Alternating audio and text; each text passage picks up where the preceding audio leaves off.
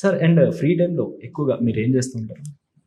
I spend time mostly at home and or at with friends, and I like traveling a lot. So అటు ఇటు తిరుగుతుంటాను.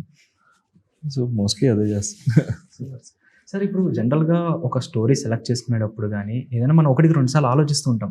Okay. ఈ story చేయొచ్చా? లేదా మీరు ఎవరిదైనా సజెషన్స్ ఏమైనా తీసుకుంటారా? లేదా మీరే ఓకే. ఈ స్టోరీ చేయొచ్చు అని చెప్పి మూవింగ్ ఫార్వర్డ్ వెళ్ళిపోతారా? ఒక స్టోరీ వచ్చినప్పుడు. అంటే ఎటువంటి జాగ్రత్తలు తీసుకుంటారు స్టోరీ విషయంలో?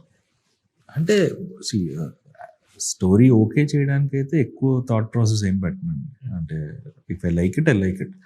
దాని తర్వాత in the process to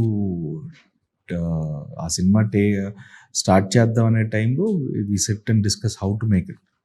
so దాన్ని బెటర్గా ఎలా ప్యాకేజ్ చేయొచ్చు, ఆడియన్స్కి ఇంకా బెటర్ ఎక్స్పీరియన్స్ ఎలా ఇవ్వచ్చు అనే దాని మీద ఎక్కువ డిస్కషన్ చేస్తాను.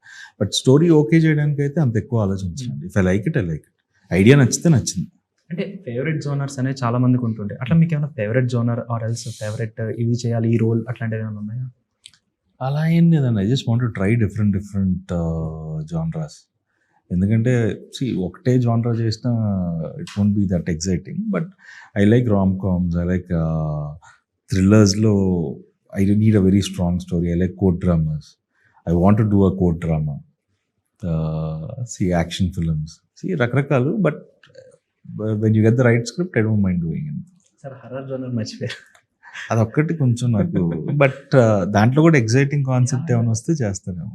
సో హర్రర్ అంటే ఇందాక మీరు చెప్తున్నప్పుడు నేను విన్నాను బేసిక్‌గా హర్రర్ అంటే కొంచెం మనకు డబ్బులు ఇచ్చి భయపడ్డం ఎందుకనేది. అంటే ప్యూర్ హారర్ చేయలేను. Horror comedy I can try try చేయొచ్చు.